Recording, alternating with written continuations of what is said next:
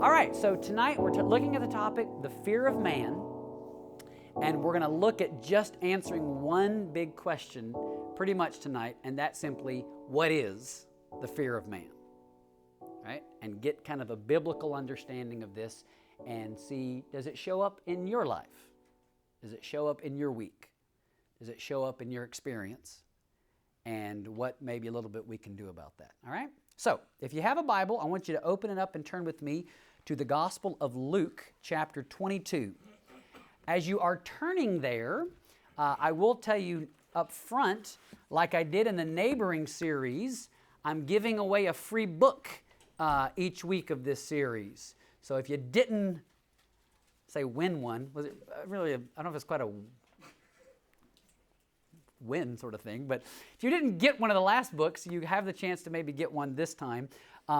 This is the absolute best book on this topic, and it may not be a book you think, boy, I don't know that I need to read that, but everybody I've handed it to has said, wow, that was an eye-opening book, and I saw things about myself I did not know that were the case.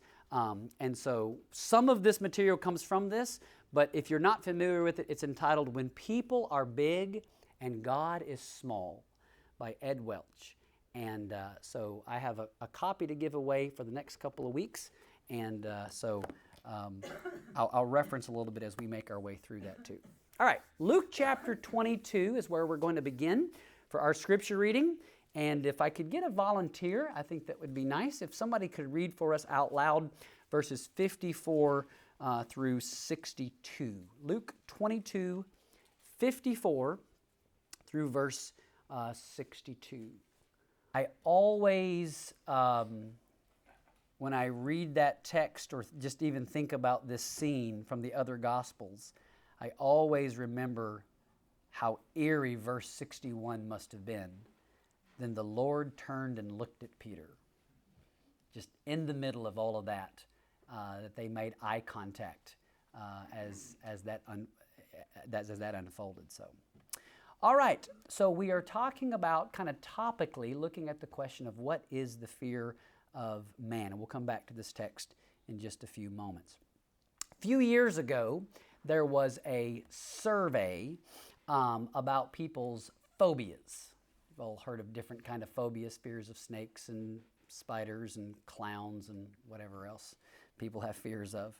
And in this particular survey, one of the most unusual findings of it was that for this survey, that the fear of public speaking ranked higher than the fear of death. And I don't know if you ever heard, but Jerry Seinfeld used to have a great joke about that. He said, that means at a funeral, more people would rather be in the casket than give me the eulogy. So I guess that's where people are. So I'm curious, be honest, all right, who in here, maybe not a phobia, but you don't enjoy public speaking? Raise your hand. It's all right. It's okay. I'm not going to make you publicly speak about it. Okay. All right. All right. But all of us, whether we enjoy it or not, like we probably remember the first time you had to do it, right? Whether in school or church or some kind of thing. So embarrassed, nervous, maybe in the back of our head wondering, are people going to laugh if I stumble or fumble my words? Are people going to, remember if I say something incorrectly? Are they going to applaud, if it's a good speech? Are they going to laugh at the right times if my jokes are funny? All those different. All right. So why do we have those feelings? And why do we think those questions? The basic answer is the fear of man. So it shows up at even the youngest stages of our life that whether we mean it or not, we have this sort of impulse, this instinct when we're thinking about others. And I think we don't think of the fear of man as being a significant part of our lives, but I suspect it shapes us and drives us way more than we want to admit. We think of different sins, well, I stay away from those, but this is one that I think sometimes we have and don't even realize we have it. and it's driving, and we're not even aware that it's in control. We often have the fear of man for people we know, which makes sense, but even for sometimes people we don't know, which maybe doesn't make sense. The desire for kind of respectability in the eyes of other people, right? Just think about it. Nobody wants to be the oddball. Nobody wants to be the outsider. Nobody wants to be in that case. And so we've probably all had some experiences. Have you ever had a moment when you were doing a, if I can use the phrase, Christian activity, and maybe you started to feel embarrassed because other people saw it? I'll tell you a story. The first job I worked that was kind of a, if you will, like a secular job, I worked at J. Crew up here. And, Christian home, Christian school, Christian all those things. Worked at J. Crew, but I literally remember my very first night at J. Crew that I had a lunch break or a dinner break. I went in the break room and I sat down and I closed my eyes to pray. And when I finished, this guy across the room who was sitting in the room goes, "You okay?" And I go, "What?" And he said, "You okay?" And I said, "What?" And he said, "Why are you closing your eyes?" And I said, I was praying. He said, "Praying about what?" And I said, I'd never had anybody sort of ask me that question. And so I sort of said, "I was just giving thanks for a meal." He said, "Okay, I just make sure you weren't sick or something was wrong, whatever." I said, "Okay." Well, what I didn't realize was that after that, when I would go to the break room, I'd sit down, I'd kind of look around. I found myself like a little conscious that people see this. Not everybody understands this. And I found myself, my prayers sometimes got a little shorter. Rub-a-dub-dub, thanks for the grub, yay God. Just kind of, the quick prayers to move on. And where does that come from? That's the fear of man.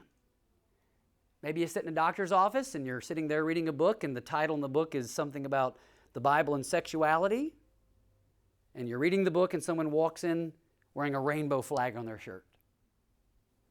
And you see them and you see your book and you, right, and you kind of, maybe, well, I'm done reading for the day, and you fold it up and you put it away. Why would we respond like that? We don't know that person.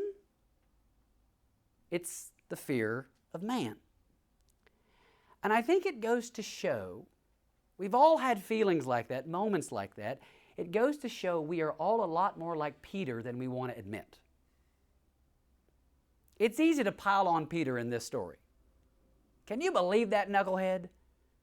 After all he saw and all he heard, and here he is denying Jesus. And yet, let's be honest, put in much less stressful situations, we find ourselves sometimes kind of, navigating conversations, avoiding certain topics, maybe staying away because we don't want to go where it might go. Well, why? It's because of the fear of man. So it's not something I think we think about, but I think it's always present and maybe more pressing than we realize. The fear of man is not just about what we do or what we say. It's also related to what we choose not to do or not say. In fact, I think it's been pointed out, one of the most fertile grounds for the fear of man is conflict. Anytime there's going to be an interpersonal conflict, what do? We weigh out whether or not to go into this. And sometimes it's the fear of man that actually nudges us away from that. We're doing pre-marriage counseling right now with some couples.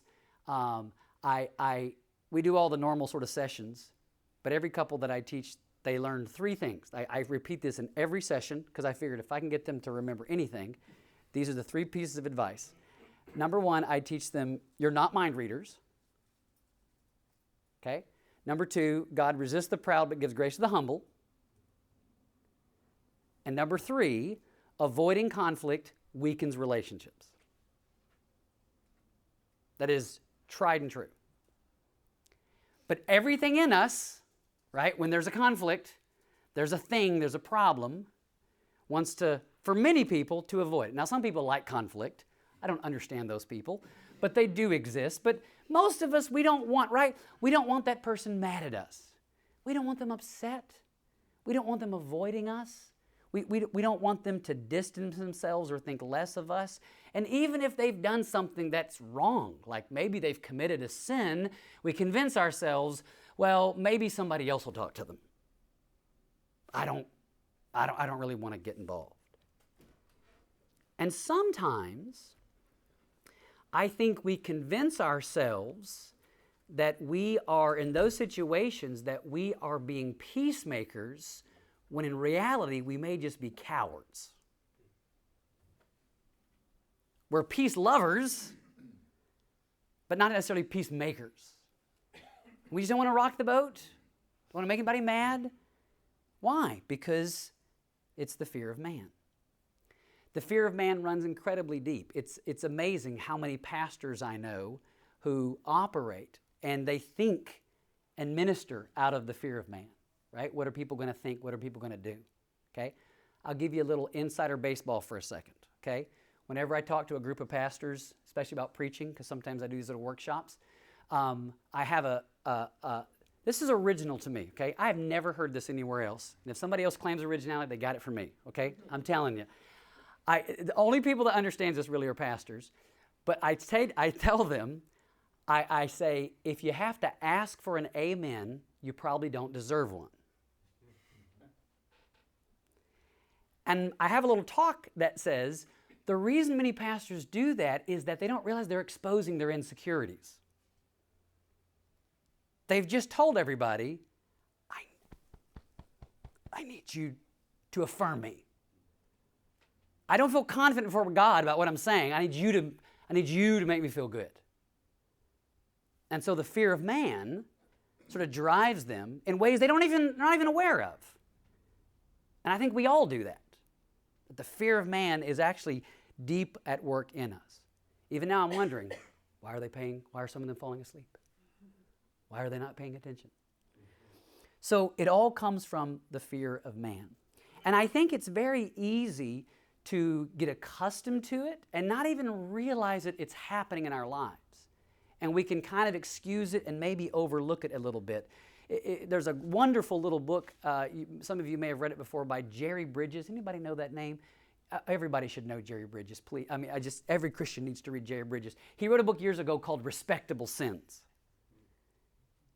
And this, I think, is one of those respectable sins.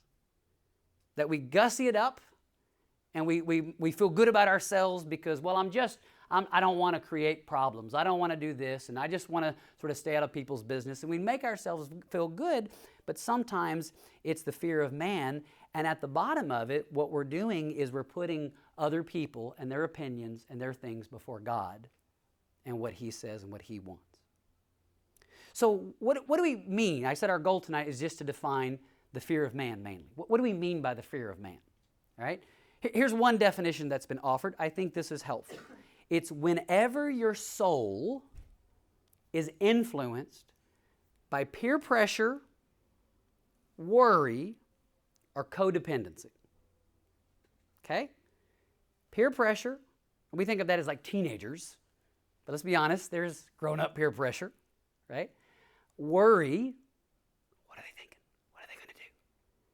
And codependency, how much do we need other people in our life? To give you the bumper sticker version, it's simply putting others before God. Putting other people's values, their values matter most to me. Their opinions matter most to me. And I'm going to do what I do just to keep that person happy.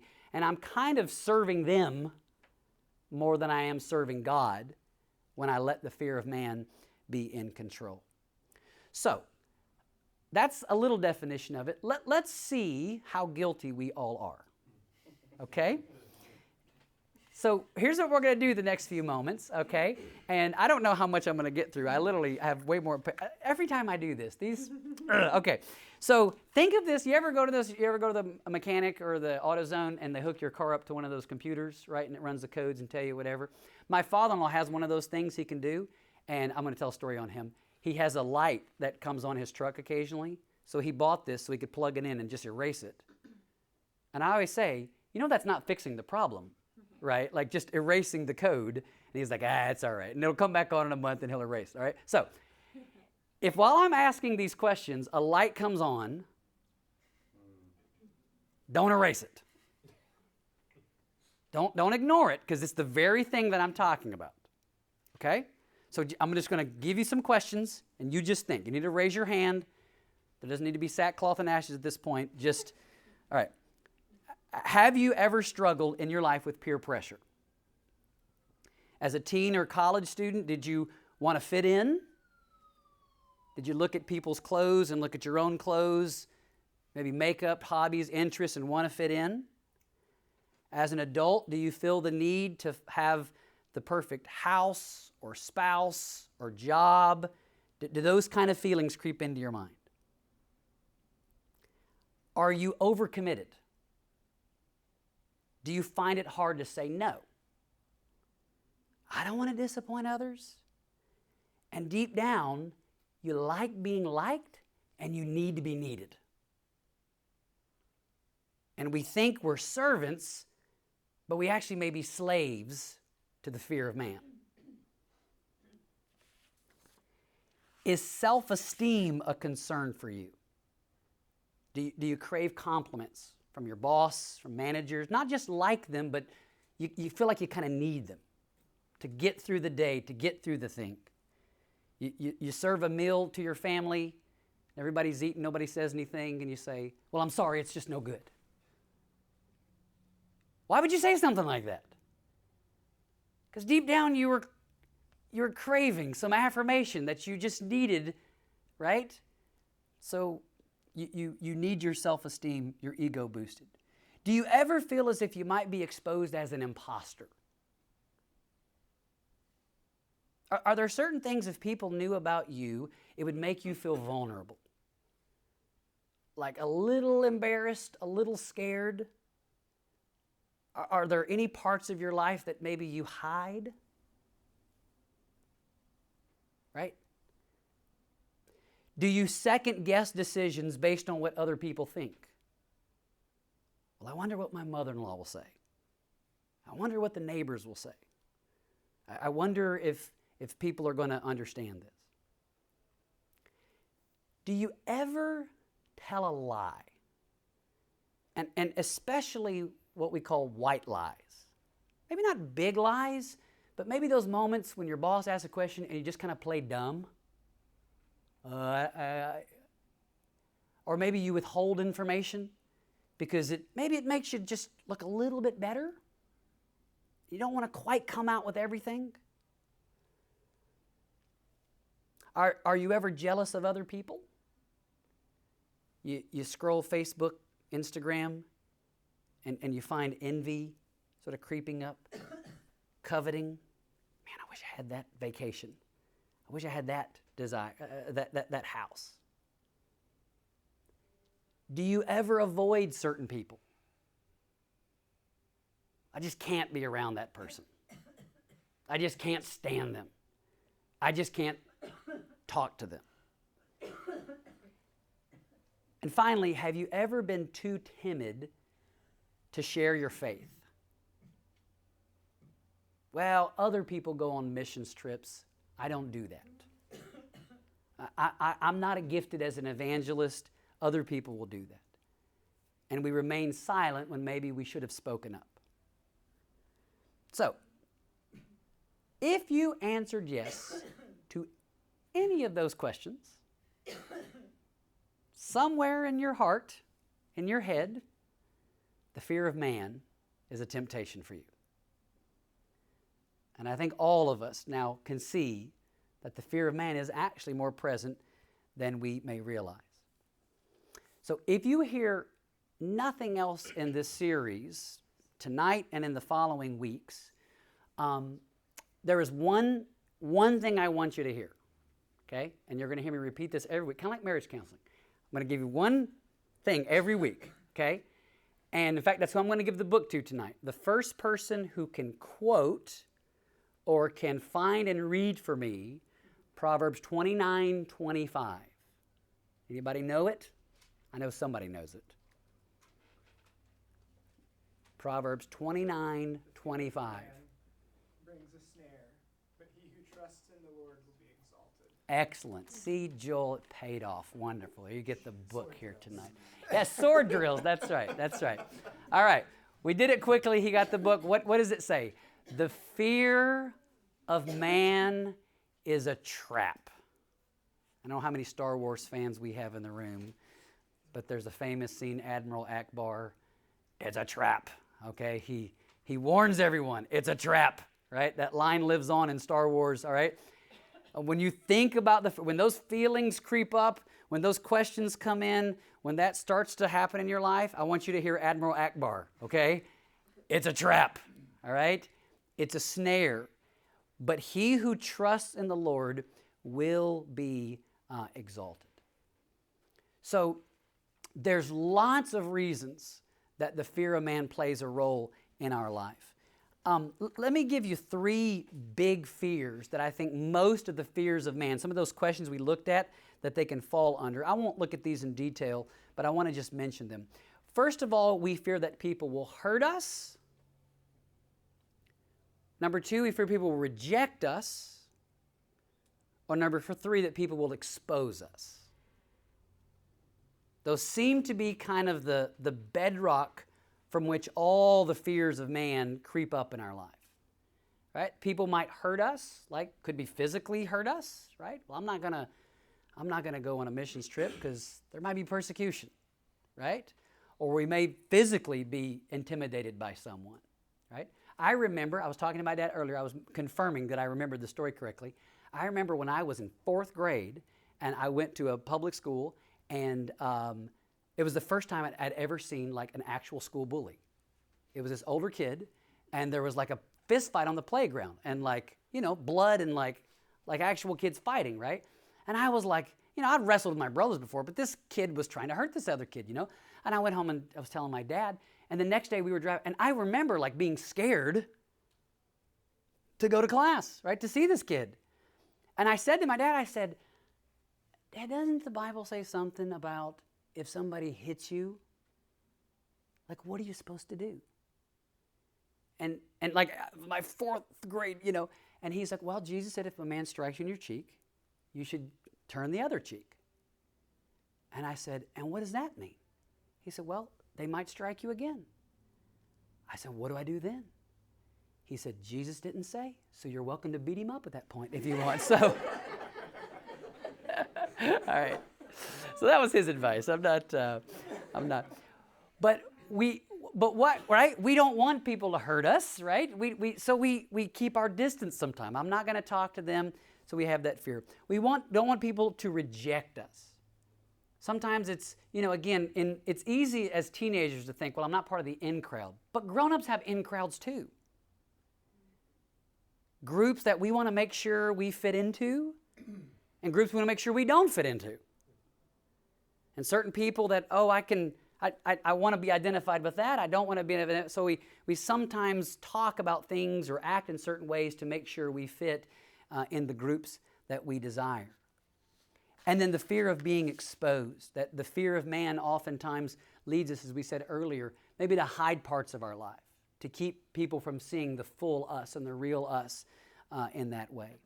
And so at the center of all of this is that our heart, it wrongly fears man, and that it loves self more than it ultimately loves God. And it calls us sometimes to live lives that really aren't truly fully pleasing to Him. Now, who struggles with the fear of man? 1 Corinthians 10:13 tells us who struggles. No temptation is overtaking you except common to man. I think we all have experienced this in some form or fashion. And by the way, the fear of man is a universal struggle. It's not limited to men or women, rich or poor, whoever. But one of the surest ways for the fear of man to continue in your life is to think you're the only one that does it. Because when you start feeling that way, what do? You got to hold on to it even harder. You got to bottle it up and keep it in. You don't actually sort of get accountability. You don't actually confess your sins one to another. You don't actually want other people to see the sort of weaknesses in your life. And so the tendency is to then sort of double down on the fears, and that often makes it worse. Now, I don't have time to read every one of them, but I made a list of everyone in the Bible that I could think of who operated out of the fear of man. We mentioned one earlier. We read Peter, right? He's talking to even a servant girl. I don't know him. Feared her acceptance more than fearing Christ, right? And then the other men, all right? So can you think of any other examples? By the way, there's another good one with Peter. I won't say it, but if you might think about it. I wrote down, I'll just mention Samson, Saul, the Pharisees, Lot. We can probably think of lots of other examples. So we've already said, and I'm going to end here for our time. We've already said Proverbs 29:25 tells us the fear of man is what? It's a trap. So what do you do with traps? Well, you spring them, but before you spring them, what do? You got to look out for them, right? If you know you're in an area where there may be traps, you got to be careful not to step into them. You got to be aware of where they are. And so if any of the questions I said earlier kind of, boy, that hit home, then put a little asterisk next to it. Think about the fact that may be a real trap for me.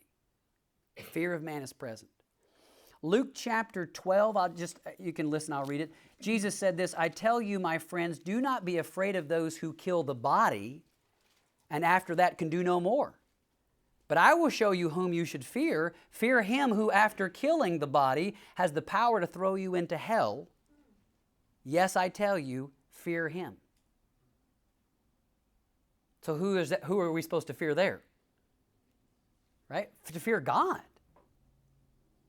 And so the fear of man then is short-sighted. It's trading for a little comfort now for possibly no comfort later. So it really is maybe a question of idolatry. Who and what are we worshiping at the bottom of it? 1 John 4:18, there is no fear in love, but perfect love drives out fear because fear has to do with punishment. The one who fears is not made perfect in love. So fear of man is the opposite of love for those around us. They're incompatible. And so making sure that as we think about our relationship to others, that it's real love, like 1 Corinthians love, that drives us and helps us to evaluate the relationships and the connections with others. Romans chapter 8, I won't read the whole passage there. You probably all know the text there. The Apostle Paul says, what shall separate us from the love of Christ?